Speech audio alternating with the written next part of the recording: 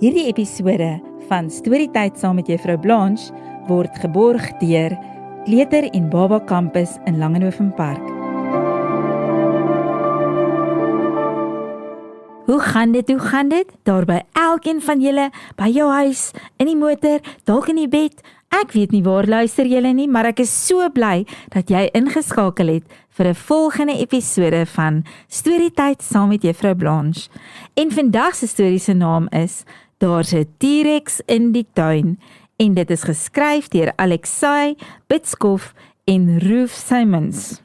Tyrannosaurus Rex was 'n reuse vleisvetende dinosaurus. Hy het omtrent 70 miljoen jaar gelewe, baie miljoene jare voor die eerste mense verskyn het. Maar sê nou net, Tyrannosaurus Rex het vandag nog gelewe? Hoe sou hy in ons wêreld reggekom het? Sê nou net, T-Rex was 'n troeteldier. 'n T-Rex baba sou 'n wonderlike troetel gewees het. Sag en snoesig, hy sou selfs deur die kat deur kon geglip het. Maar o gats, na 'n paar jaar sou T-Rex gans te groot wees om in die huis te pas. Sê nou net, T-Rex is park toe. Sou hy sy stert swaai as jy vir hom 'n frisbee gooi? Ja, maar nie net om te speel nie. T-Rex moes sy stert swaai wanneer hy hardloop, want sy hardloopspiere was almal in sy groot, dik stert. Sê nou net, T-Rex wou LO gedoen het of oefeninge. Sy klein armpies was gans te kort om op sy hande te staan. T-Rex was nogal vinnig op sy voete. Teen 'n spoed van 8 meter per sekonde kon hy amper 5 keer vinniger hardloop as 'n kind. Gewig optel sou vir ou T-Rex sommer maklik wees. Hy kon 240 kg optel. Dit is so swaar soos 2 groot pappas. Sê nou, T-Rex was regtig honger. T-Rex kon omtrent 250 kg vleis met net 1 hap opeet. Dit is amper 2000 hamburgers. Sê nou net, T-Rex het kom oorslaap. Sou hy dalk 'n tandeborsel inpak? T-Rex hoef nooit sy tande te borsel nie.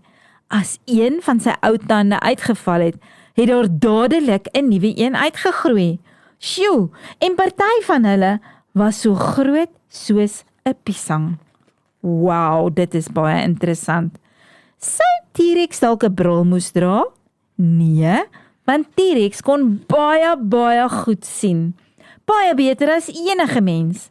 Nes 'n arend vandag kon T-Rex 'n hasie van byna 5 km ver af sien. Dit is 500 busse agter mekaar. Sê nou net, T-Rex het wegkruipertjie gespeel. T-Rex kon ongelooflik goed ruik. So hy sou nie na jou hoef te gesoek het nie. Hy kon net geruik het waar jy is. Maar dit sou maklik gewees het om hom te kry, want min plekke is groot genoeg om 'n dinosaurus weg te steek. Sou T-Rex jou kon help om rommel bymekaar te maak? T-Rex kon sy groot pote, sterk kake gebruik om 'n kannetjie plat te druk. T-Rex kon die hardste byt van enige dier op land ooit. Maar jy moes seker maak T-Rex verstaan wat hy presies moet doen. Anders is daar dalk groot moeilikheid. Sê nou net ou T-Rex wou blokfluit speel. Hy sou gesukkel het, want hy het net 2 vingers aan elke hand. Maar T-Rex sou baie goed kon trom speel. Doef, doef, doef, om die stokkies met daai 2 vingers vas te hou. Alles wat ons van T-Rexe weet, kom van fossiele af.